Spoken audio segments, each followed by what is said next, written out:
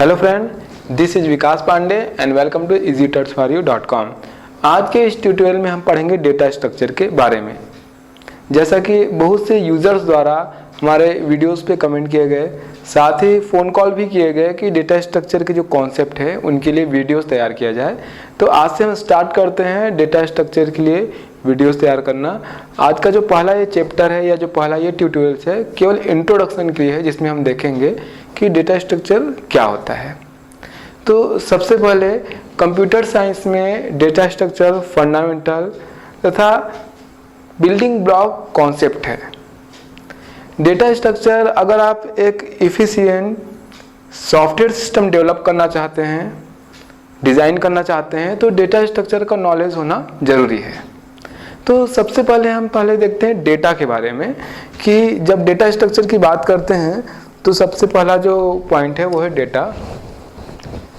जैसा कि हम जानते हैं किसी का नाम, जैसे कोई नाम है, कोई कलर है, कोई एज वैल्यू है, किसी प्रकार का फ़ोन नंबर है, बहुत ही प्रकार के डेटा होते हैं। कोई कैरेक्टर हो सकता है, कोई इंटीजर हो सकता है, कोई स्ट्रिंग हो सकता है।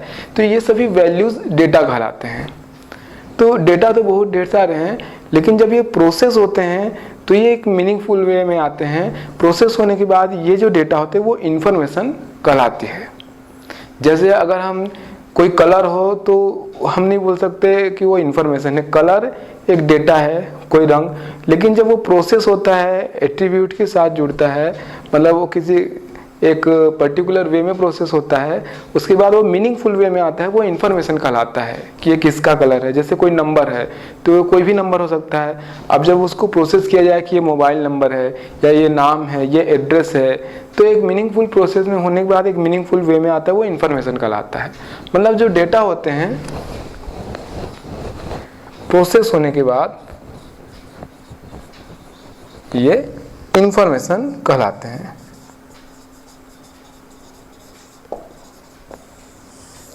जैसे एग्जाम्पल अगर ले तो किसी का नाम, एज, फ़ोन नंबर या किसी प्रकार का नंबर, ये सभी वैल्यूज़ डेटा होते हैं। जब ये प्रोसेस होते हैं, एट्रीब्यूट के साथ होते हैं, मतलब अगर हम देखें, एक रिकॉर्ड देखें एग्जाम्पल के तौर पे,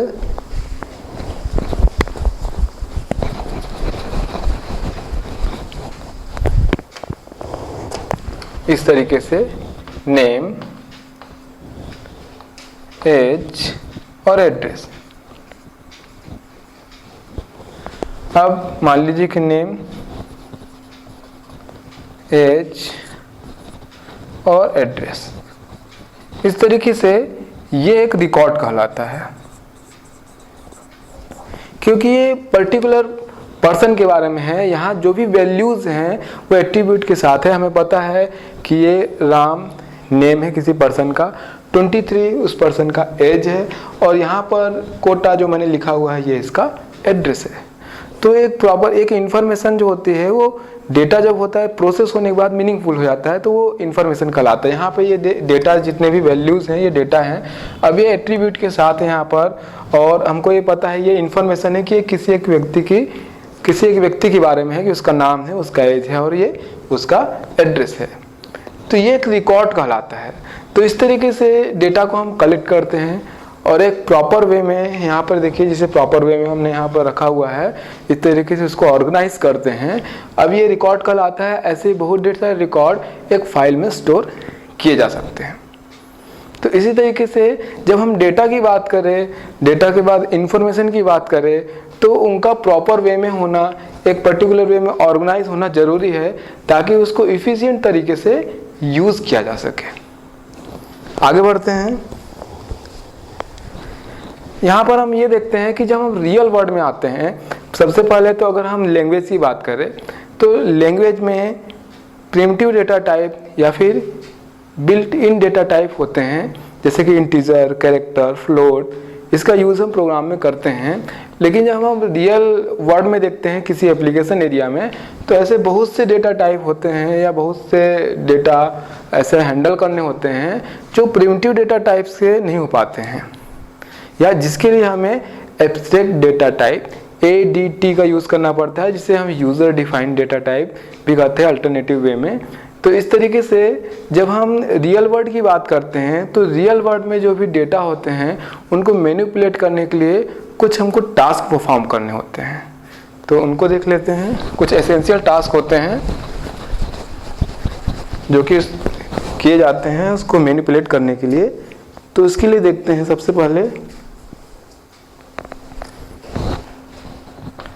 पहला आता है storage representation.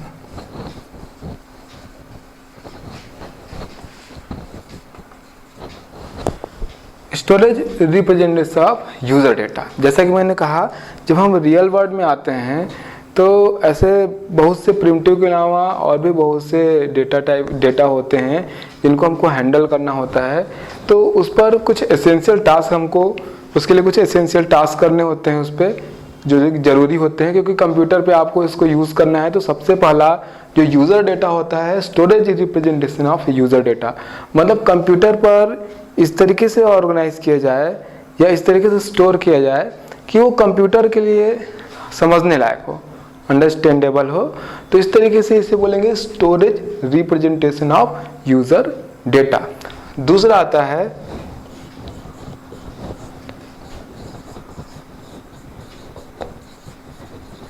Retrieval of store data.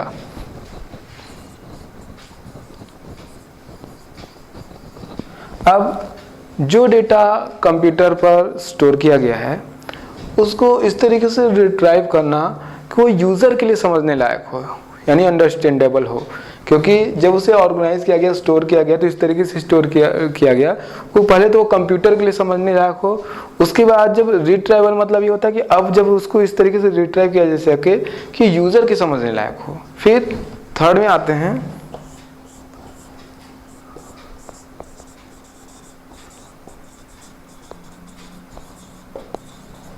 Transformation of user data. इसका मतलब ऐसे ऑपरेशन से हैं जिसको इस डेटा पर परफॉर्म किया जाना होता है ताकि इसे एक फॉर्म से दूसरे फॉर्म में ट्रांसफॉर्म किया जा सके। तो जैसा कि यहाँ पर आप देख पा रहे हैं कि जब हम रियल वर्ल्ड डेटा की बात करते हैं तो उस पर कुछ टास्क, एसेंशियल टास्क की ज़रूरत होती है। कुछ इस तरीके के टास्क यहाँ पर परफॉर्म किए जाते हैं। तो यहाँ पर आप देख रहे हैं कि स्टोरेज रिप्रेजेंटेशन मतलब वो जो रियल वर्ल्ड डेटा है कंप्यूटर पर इस तरीके से स्टोर किया जा सके कि कंप्यूटर के लिए समझने लायक हो। फिर रिट्राइवल मतलब इस तरीके से रिट्राइव किया जा सके कि यूज़र के समझने लायक हो। और ट्रांसफॉर्मेशन मतलब एक फॉर्म से दूसरे फॉर्म में ट्रांसफॉर्म करने के लिए कुछ ऑपरेशन उस पर जो किए जाते हैं उस डेटा पर। तो इस तरीके से जब डेटा मैनिपुलेशन या यूज़र डेटा की मैनिपुलेशन की बात आती है तो यहाँ पर डेटा स्ट्रक्चर का जो कॉन्सेप्ट है वो यहाँ पर आता है। डेटा स्ट्रक्चर का मतलब ही हुआ कि डेटा को कुछ इस तरीके से ऑर्गेनाइज किया जाता है कि उसको इफ़िशिएंट तरीके से यूज़ किया जा सके।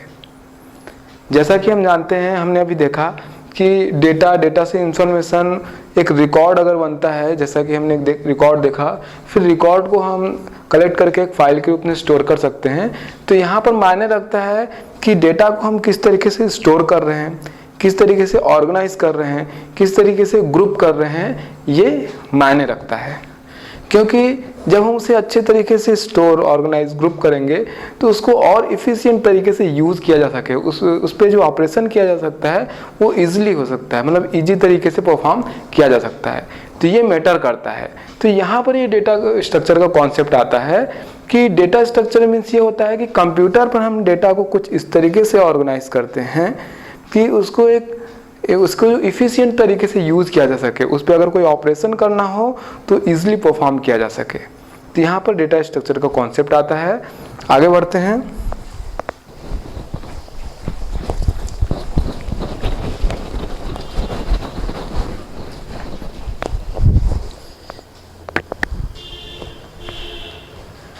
इसका एग्जाम्पल हम देखते हैं, जैसे कि डेटा डिक्शनरी। मैंने कहा कि डेटा को कंप्यूटर में या डेटा को एक पर्टिकुलर वे में ऑर्गेनाइज करना या फिर किस वे में ऑर्गेनाइज कर रहे हैं, कैसे स्टोर कर रहे हैं, कैसे ग्रुप कर रहे हैं, ये मायने रखता है। जैसे डेटा डिक्शनरी का एक एग्जांपल लेते हैं। डिक्शनरी में जितने भी वर्ड्स होते हैं या जो भी उसमें डेटा होते हैं वो एक सॉर्टेड लिस्ट में सॉर्ट होते हैं, ऑर्गेनाइज होते हैं सही तरीके से। तो जब हम उसे सर्च करते हैं, मतलब ऑपरेशन हो गया सर्च करना, तो ये बहुत ही आसानी से हो जाता है। इतने ढेर सारे डेटा में से भी हमको कोई वर्ड की मीनिंग जाननी होती है तो हम सॉर्ट जो होता है इसलिए हमको बहुत जल्दी ही मिल जाती है, आसान तरीके से वहाँ पहुँच जाते हैं। लेकिन अगर ये सॉर्ट नहीं होता तो फिर इतनी बड़ी डिक्शनरी में हमें किसी एक वर्ड की मीनिंग ढूंढने में बहुत टाइम लगता। तो ये एक एग्जाम्पल है रियल वर्ल्ड में कि हम देखते हैं कि यहाँ पर भी डेटा एक वे में ऑर्गेनाइज है, तो इस पर जो ऑपरेशन करना हुआ वो इजी हो गया, उस डेटा के साथ काम करना इजी हो गया। इसी तरीके से सिटी मैप के बारे में देखेंगे कि वहाँ पर एक ज्योमेट्रीज के फॉर्म में जो लैंडमार्क होते हैं, रूट होते हैं, वो ऑर्गेनाइज होते हैं ज्योमेट्रीज के फॉर्म में 2D प्लेन में। वो किस तरीके से आपस में कनेक्टेड हैं, किस तरीके से वो जो रूट हैं वो एक दूसरे से कनेक्टेड हैं, उनका एक मैप होता है, सिटी मैप। तो ये भी एक एग्जांपल है कि ये एक पर्टिकुलर वे में ऑर्गेनाइज होता है ताकि इसे समझने में या फिर इस मैप को देखकर उस डेटा, उस रियल वर्ल्ड में जो भी हम समझना चाह रहे हैं कि पोजीशन कहाँ पर है, दूरी कितना होगा, तो ये सब समझने में हमें आसानी होता है। इसी तरीके से अगर हम किसी बिल की बात करें तो बिल में भी जो डेटा होता है एक टेबुलर फॉर्मेट में ऑर्गेनाइज होता है। एक तरफ नाम होता है, फिर वो जो क्वांटिटीज़ होती है, प्राइस होती है, फिर नीचे टोटल होता है। तो ये भी एक पर्टिकुलर फॉर्म है जिसमें वो ऑर्गेनाइज होता है। तो इससे हमको उस पर वर्क करना इजी हो जाता है, उसे समझने में आसानी होती है, उसको जो यूज़ है वो और भी अच्छा हो जाता है। तो ये जो ऑर्गेनाइजेशन का तरीका है ये बहुत मायने रखता है। तो इसी तरीके से डेटा स्ट्रक्चर की बात है कि डेटा स्ट्रक्चर में हम जब डेटा की बात करते हैं, कंप्यूटर पे डेटा यूज़ किया जाता है तो पर्टिकुलर वे में उसको ऑर्गेनाइज करना बहुत ही ज़रूरी है, क्योंकि जो कंप्यूटर होता है वो बहुत से डेटा के साथ डील करता है। रियल वर्ल्ड में टेक्स्ट हो गए, ग्राफिक्स हो गए, वीडियो, इमेज और भी बहुत प्रकार के डेटा हो गए, साउंड हो गए, तो बहुत प्रकार के डेटा के साथ उसको डील करना होता है। तो इसके लिए ज़रूरी है कि हम राइट स्ट्रक्चर में, एक सही स्ट्रक्चर में उसका यूज़ करें या सही स्ट्रक्चर में उसको ऑर्गेनाइज करें ताकि उस पर जो वर्क करना है वो आसान हो जाए। और सॉफ्टवेयर सिस्टम में डेवलप जब हम करें तो ये अगर हम डेटा स्ट्रक्चर का यूज़ सही तरीके से कर पाते हैं या हम डेटा स्ट्रक्चर के बारे में अच्छे से जानते हैं, इसको यूज़ करते हैं, तो जो सॉफ्टवेयर सिस्टम है वो इफ़िशियंट तरीके से उसमें हम इसको यूज़ कर पाते हैं। जो सॉफ्टवेयर सिस्टम का चाहे डिज़ाइन हो चाहे वो डेवलप हो। तो इसलिए डेटा स्ट्रक्चर को एक पर्टिकुलर अगर डेफिनेशन बोले तो डेटा स्ट्रक्चर एक पर्टिकुलर वे है जिसमें कि हम डेटा को ऑर्गेनाइज करते हैं ताकि इफ़िशियंट तरीके से उसका यूज़ किया जा सके। डेटा स्ट्रक्चर एक या एक से अधिक एब्स्ट्रैक्ट डेटा टाइप ADT को इम्प्लीमेंट कर सकता है। ADT का मतलब जैसा कि मैंने अभी बताया,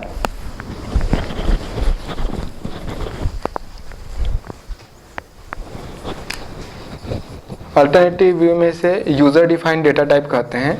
जैसा कि प्रिमिटिव डेटा टाइप पहले से अवेलेबल होता है, लेकिन अगर कभी ऐसी स्थिति आती है कि हमको जो डेटा है वो हैंडल करना है और प्रिमिटिव की जगह यूज़र यहाँ पर डिफाइन करता है इस डेटा को, मतलब यूज़र यहाँ पर डिफाइन करता है कि वहाँ पर उसके लिए वैल्यू कैसे स्टोर होगी, उस पर किए जाने वाले ऑपरेशन और उसके बाद वो मेमोरी में कितना जगह लेगा, किस तरीके से स्पेस लेगा, ये यूज़र द्वारा पूरी तरीके से डिफाइन होता है।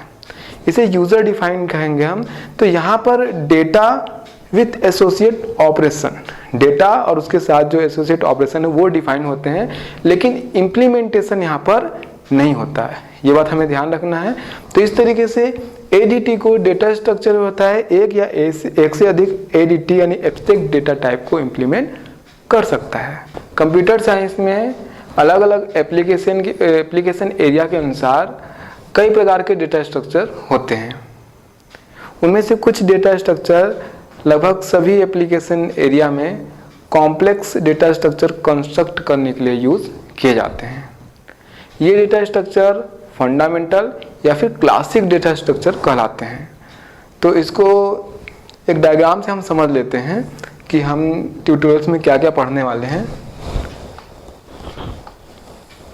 जैसा कि मैंने बोला, फंडामेंटल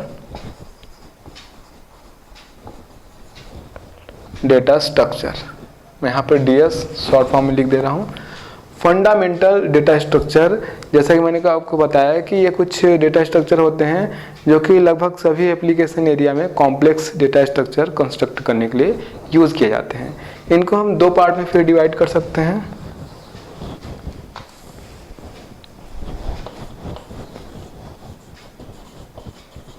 लीनियर और नॉन लीनियर। तो इसको इस तरीके से हम दो पार्ट में फिर डिवाइड कर सकते हैं, लीनियर डेटा स्ट्रक्चर और नॉन लीनियर डेटा स्ट्रक्चर। इसके अंतर्गत हम देखेंगे arrays, stack, Q, link list,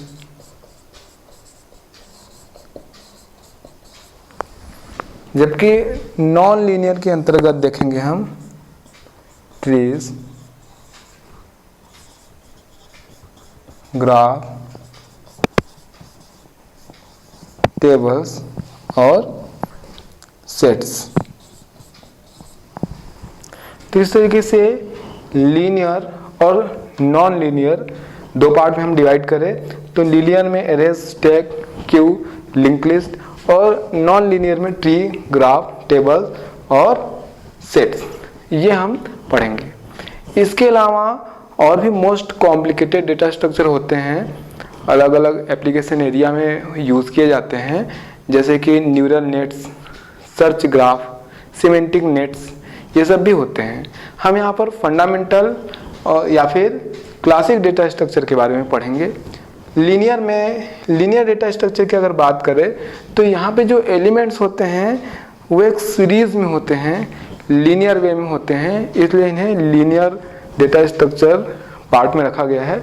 non linear में जो एलिमेंट्स होते हैं वो एक सीरीज में नहीं होते हैं, जैसा कि मैंने बताया कि लीनियर में सीरीज होते हैं, जस्ट अपोजिट यहाँ पे जो एलिमेंट्स होते हैं वो एक सीरीज में नहीं होते हैं। अभी हम जब डायग्राम देखेंगे तो इसको आसानी से समझ पाएंगे कि इसे लीनियर या फिर नॉन लीनियर में इस तरीके से डिवाइड क्यों किया गया है। तो आगे हम बढ़ते हैं और थोड़ा थोड़ा इंट्रोडक्शन इसका देख लेते हैं, क्योंकि बाद की वीडियोस में इसको हम डील में पढ़ेंगे।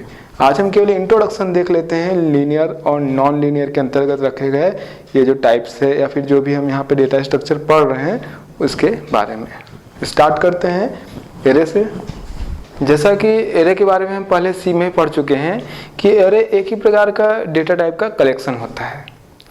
तो जैसे कि इंटीजर है या फिर कैरेक्टर है, जब हम इसमें डेटा स्टोर करते हैं तो ये एक ऑर्डर में, एक सीक्वेंस में स्टोर होता है, मतलब जिसके एलिमेंट होते हैं वो कंटिन्यूअस मेमोरी लोकेशन में स्टोर होते हैं। इसको एक डायग्राम से समझते हैं।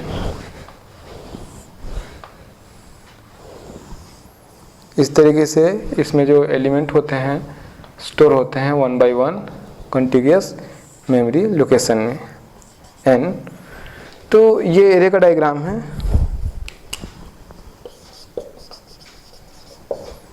अगर मान लीजिए कि यहाँ पर कैरेक्टर स्टोर है एरे के रूप में, तो उसका जो एक एड्रेस अगर हम ले न्यूमेरिक फॉर्म में 2131, अगर ऐसा एड्रेस है तो आगे होगा 2132, 2133, इसी तरीके से कंटिन्यू। लेकिन मान लीजिए कि ये इंटीजर होता तो इंटीजर 2 बाइट मेमोरी में स्पेस लेता है, और तो वो इस तरीके से होता 2131, फिर 2133, 2135 और कंटिन्यू। तो आप यहाँ पर देखेंगे कि यहाँ पर 1 बाइट का गैप है, जबकि यहाँ पर 2 बाइट का गैप है, क्योंकि वो जो एलिमेंट है वो उसकी साइज है। कैरेक्टर की साइज 1 बाइट होती है, इंटीजर की 2 बाइट, फ्लोट की 4 बाइट। तो उस तरीके से वो कंटिन्यूअस मेमोरी लोकेशन में एक सीक्वेंस में, एक ऑर्डर में स्टोर होते हैं। तो ये यहाँ पर एरे है जिसको हमने प्रोग्राम में पहले देख भी लिया है। अब हम देखते हैं स्टैक और क्यू के बारे में। इसके बारे में और भी डिटेल में हम आगे पढ़ेंगे। स्टैक, अगर हम डेटा स्ट्रक्चर की बात करें, एक डायग्राम से इसको समझना चाहे तो इस तरीके से इसका डायग्राम बना सकते हैं हम।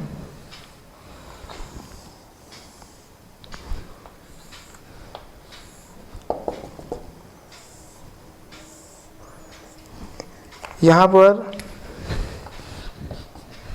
इसको इस डायग्राम से हम समझ सकते हैं, ये है इसका टॉप।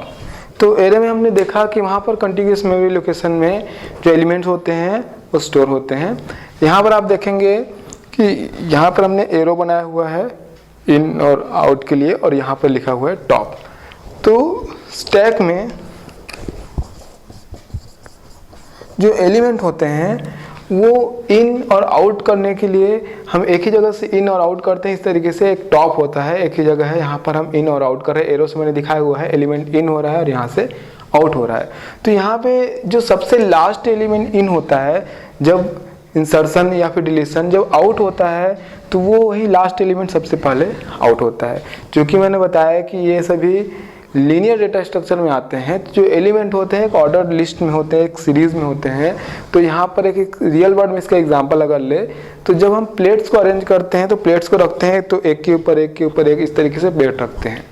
और जब हमें यूज़ करना होता है प्लेट को तो हम उसको जो सबसे लास्ट में रखी हुई प्लेट होती है उसको ही हम यूज़ करते हैं और इस तरीके से प्लेट उठाते हैं। तो जो सबसे लास्ट में हम रखे होते हैं या सबसे पहले लास्ट में हमने वहाँ पर प्लेट इन की हुई है उसी को हम आउट करते हैं। तो यही स्टैक डेटा स्ट्रक्चर में होता है। यहाँ एलिमेंट चूँकि एक ही टॉप है जहाँ से इन और आउट हो रहे हैं, तो जो सबसे लास्ट में एलिमेंट इन होता है, जब आउट होता है तो सबसे पहले वही एलिमेंट आउट होता है। लास्ट इन फर्स्ट आउट, ये स्टैक डेटा स्ट्रक्चर है। यहाँ पर मैंने एक रियल वर्ड से इसका एग्जांपल दिया। अब देखते हैं क्यू को एक डायग्राम से। डिटेल इसके बारे में हम पढ़ेंगे बाद में। क्यू को इस तरीके से हम डायग्राम से समझ सकते हैं, और स्टैक और क्यू में अंतर भी यहाँ समझ पाएंगे, स्टैक और क्यू डेटा स्ट्रक्चर में। इसीलिए दोनों डायग्राम को हम एक साथ देख रहे हैं।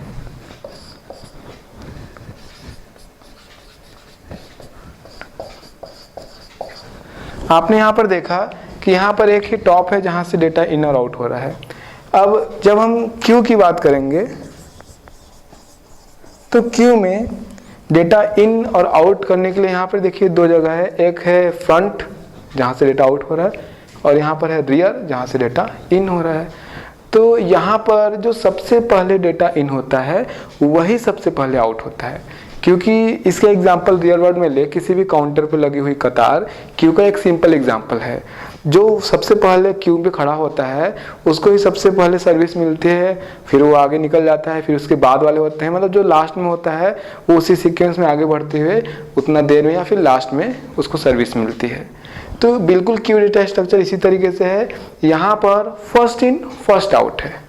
फर्स्ट डेटा इन हुआ है तो फिर वो आउट भी फर्स्ट होता है, क्योंकि एक ऑर्डर में होते हैं, एक सीक्वेंस में होते हैं। इसलिए यहाँ पर दोनों में आप अंतर देख पाएंगे। यहाँ पर लास्ट इन फर्स्ट आउट है, क्योंकि एक ही टॉप है जहाँ पर डेटा हम इन या आउट कर रहे हैं। तो जब सबसे लास्ट में डेटा इन होगा वही सबसे पहले आउट होगा। लेकिन क्यू में ऐसा नहीं है। क्यू में एक फ्रंट है और एक रियर है। डेटा यहाँ से इन हो रहा है और यहाँ से आउट हो रहा है, तो जो सबसे पहले डेटा इन हुआ है वही सबसे पहले आउट भी होता है। यह है क्यू डेटा स्ट्रक्चर। आगे बढ़ते हैं लिंक लिस्ट की तरफ।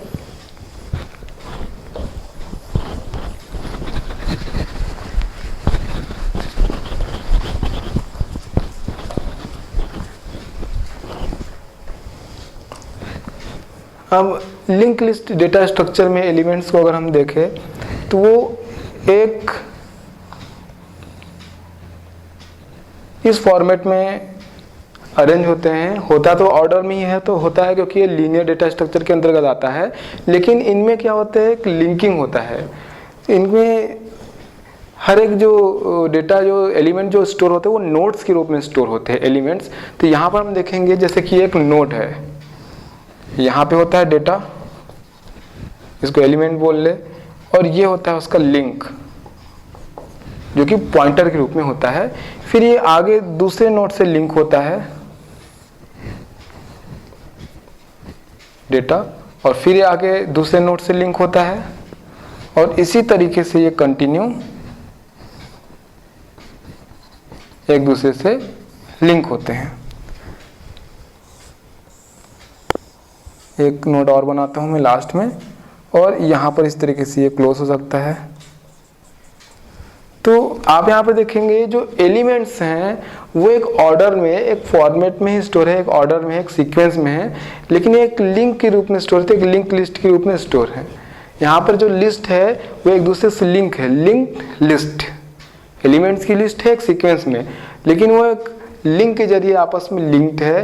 ये लिंक यहाँ पर पॉइंटर का यूज़ किया जाता है। जब हम प्रोग्राम बनाएंगे देखेंगे कि पॉइंटर यहाँ पर होता है जिसके पास दूसरे नोड का एड्रेस होता है। यहाँ पे जो भी एलिमेंट्स इस तरीके से स्टोर हैं इसको हम नोड्स बोलते हैं। ये नोड है और नोड एक दूसरे नोड से उसके एड्रेस द्वारा उससे लिंक रहता है। तो नोड में यहाँ पे दो पार्ट होते हैं, एक जहाँ पर एलिमेंट स्टोर होता है और दूसरा जहाँ पर दूसरे नोड का एड्रेस होता है, जहाँ पर मैंने लिखा हुआ है यहाँ पर लिंक। तो ये इस तरीके से लिंक लिस्ट के रूप में एलिमेंट इसके स्टोर होते हैं और ये ऑर्डर लिस्ट में एक सीक्वेंस में होता है। तो ये जितने भी हमने अभी तक देखे, array, stack, Q, link list, ये सभी लीनियर डेटा स्ट्रक्चर के रूप में आते हैं क्योंकि इसके जो एलिमेंट्स होते हैं एक ऑर्डर में होते हैं, एक सीक्वेंस में होते हैं। अब आगे बढ़ते हैं, हम नॉन लीनियर डेटा स्ट्रक्चर को देखते हैं। इसका इंट्रो जो भी इसको जिसके बारे में हमने देखा, ग्राफ, ट्री, उसका थोड़ा थोड़ा इंट्रो देख लेते हैं, बाद में हम इसको डिटेल में पढ़ेंगे। नॉन लीनियर के लिए हम यहाँ पर डायग्राम से देखेंगे, जैसा कि ट्रीज, ग्राफ, टेबल्स और सेट्स के लिए। ट्रीज के लिए इस तरीके से हम डायग्राम बना सकते हैं। इस तरीके से हम डायग्राम में देखेंगे ट्रीज के लिए कि ये जो डायग्राम है, ग्राफ का भी बना लेते हैं। यहाँ पर एक साथ दोनों को समझ लेते हैं।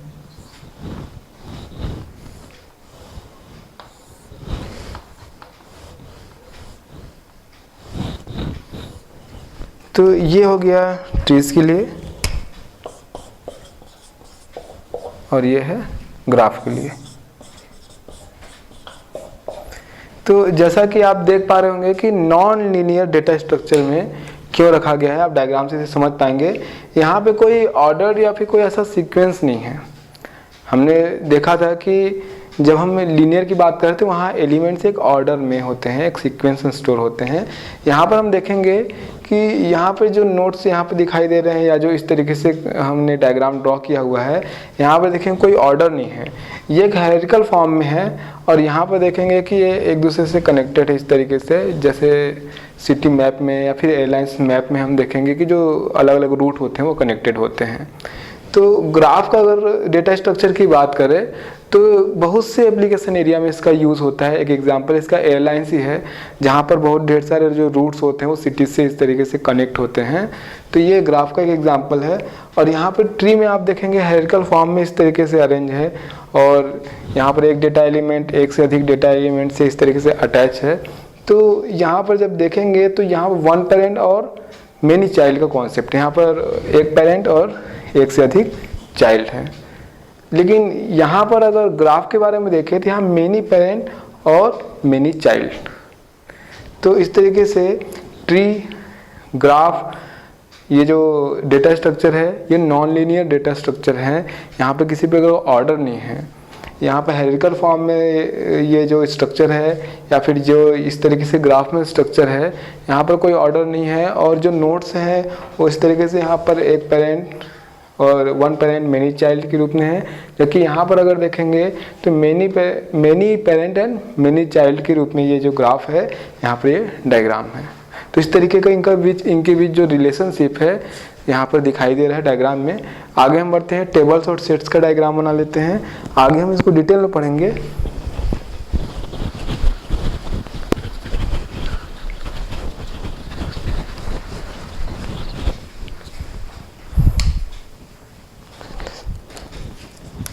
टेबल्स के लिए कुछ इस तरीके से हम डायग्राम बना सकते हैं।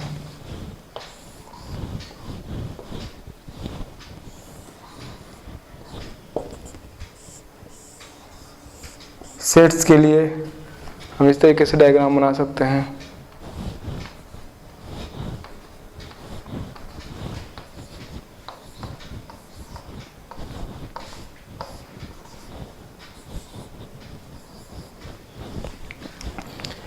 तो ये हो गया टेबल्स के लिए और ये सेट्स के लिए। इन सभी को हमने केवल इंट्रो और डायग्राम से यहाँ पर देखा कि लीनियर में एक ऑर्डर होता है, वहाँ पर जो एलिमेंट होते हैं एक ऑर्डर में स्टोर होते हैं, जबकि हम नॉन लीनियर में जब देखते हैं, जैसा कि हमने देखा कि इसमें ऑर्डर नहीं होता, मतलब एक सीक्वेंस में ये नहीं होते हैं। जैसा कि हमने ट्री में देखा कि वहाँ पर जो रिलेशनशिप होता है वन पेरेंट मेनी चाइल्ड का डायग्राम से देखा, और ग्राफ में हमने देखा कि मेनी पेरेंट मेनी चाइल्ड का एक रिलेशनशिप वहाँ पर दिखाई देता था। वहाँ पर एक जो हमने डायग्राम ड्रॉ किया था एयरलाइंस, और भी इसके कई एग्जाम्पल है, सिटी मैप। तो यहाँ पर टेबल और ट्री ये सभी नॉन लीनियर में आते हैं क्योंकि इनमें कोई ऑर्डर नहीं होता है। यहाँ पर सेट्स के बारे में देखेंगे। सेट्स एक वेल नोन कॉन्सेप्ट है मॉडर्न मैथमेटिक्स में, और साथ ही टीओसी में भी इम्पॉर्टेंट रोल प्ले करता है। आगे हमने जो सभी टाइप्स देखे हैं या फिर सभी डेटा स्ट्रक्चर देखे हैं, इनको हम डिटेल में पढ़ेंगे कि ये क्यों यूज़ किए जाते हैं, इनके क्या इम्पोर्टेंसी है, क्या फ़ायदे होते हैं, इनके लिए कौन कौन से ऑपरेशन होते हैं, या जो भी इनकी डिटेल हैं वो हम एक एक चैप्टर वाइज आगे पढ़ेंगे। आज हमने केवल यहाँ पर इंट्रोडक्शन देखा, केवल देखा कि डेटा स्ट्रक्चर होता क्या है और कौन कौन से डेटा स्ट्रक्चर हम वीडियोस में आगे पढ़ने वाले हैं। तो आज की वीडियो में इतना ही, आगे हम और भी पढ़ेंगे डेटा स्ट्रक्चर के बारे में। तब तक के लिए आप हमारी वेबसाइट easytutsforyou.com पे लॉगिन कर सकते हैं। तब तक के लिए बाय।